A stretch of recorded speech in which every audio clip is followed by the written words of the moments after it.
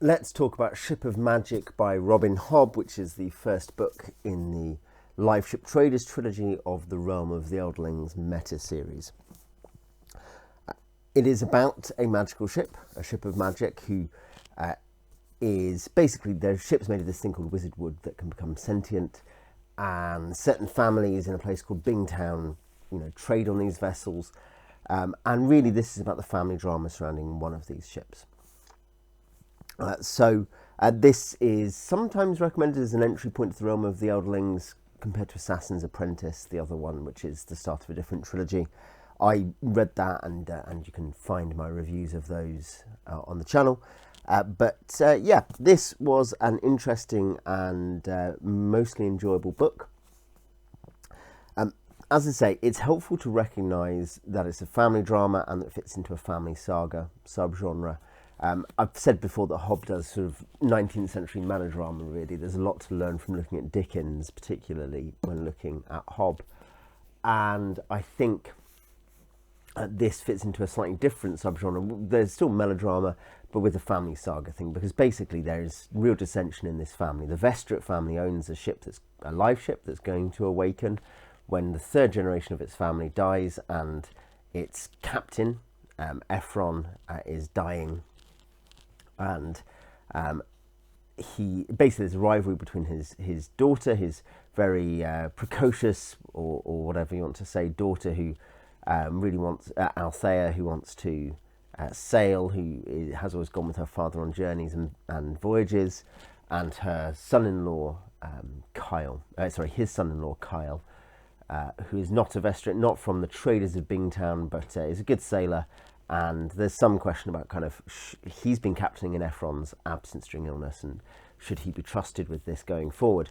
And we have other major characters. The major characters we actually spend most time with. We spend lots of time with lots of characters, but our main protagonistic characters who we spend lots of time with are Kyle's son Wintro, Althea, and a sailor called Brashen. So we also get some stuff in Ephron's home, particularly from his wife Veronica.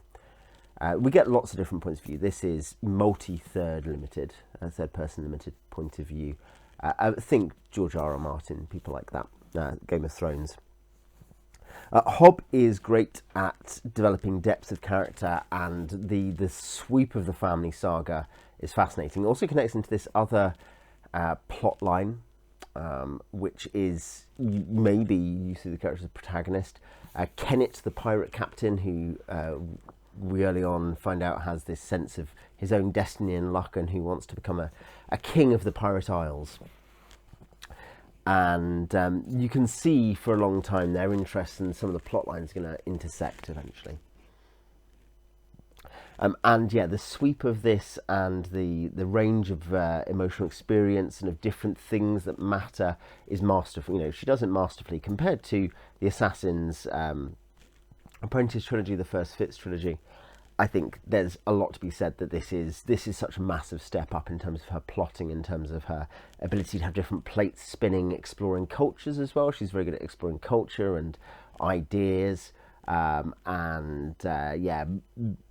clothing and architecture, all these kinds of things.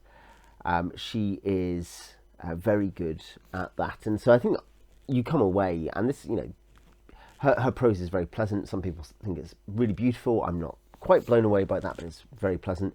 More to the point, it does the job. She's very good at in this book of spinning all these plates, interestingly, engagingly presenting locations and cultures, and also developing characters alongside it.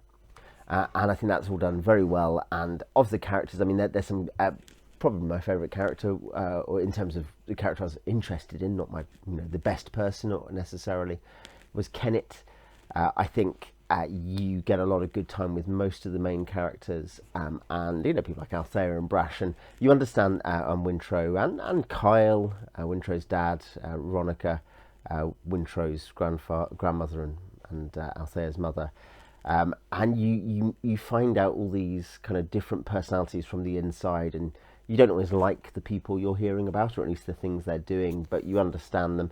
And there is a real sense, people like Joe Abercrombie, there's a sense of that going on here, where you have a real wide sense of all these different people with these different convictions and motivations, and sometimes things where they think they know something about themselves or the situation, and you know that's just not the case.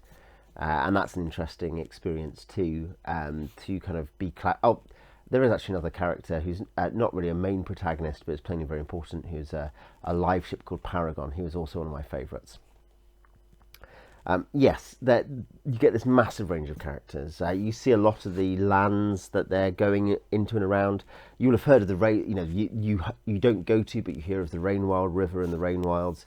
You've been, if you've read the first trilogy, the Fitz trilogy, you've been into the mountains above the Rainwilds. There's a kind of, and there is a very loose connection picked up here to do with this trilogy, saying, oh, some events happened in the north, which is in the first trilogy. So there's a sense of a developing world with expanding horizons. I think Hobb is a very, very capable writer at all those things, and I really enjoyed all those things. There is one big substantial criticism, which is really the standalone. There's not much else I'd say. She's not massively an action writer, but, you know, I don't care. Things like that, that's all minor. But I'd say basically she just overwrites. There's much too much of this book. It's 870 pages long. You could probably lose 100 to 200 pages of that. And the particular thing that is the problem, I think, is, for me, that it's a scenes versus moments thing. Zack Snyder only believes in moments, the big dramatic, amazing things. And that's bad, because scenes are how you get to know characters and care about characters and invest in them, and you kind of feel like you're spending time with them and in their life. And Hobb is very good at scenes, and she's okay at moments. She's not amazing. She has some very good moments. But the point is that for each scene she needs, she has 3. Or at least it feels like that sometimes. In particular sections it is like that. Other sections her pacing's a lot better. But basically sometimes you'll have something where an emotional theme is being established, the experience of a character is being established. And then you go somewhere else for a couple of sections, and then you're back with that character doing the same thing. And some people, I think, find this really enjoyable and really kind of a way of soaking into it experientially. Some people, I think, see this as part of the experience of Hobb, particularly if this character is suffering, making you miserable because the character is suffering. That's the thing she does.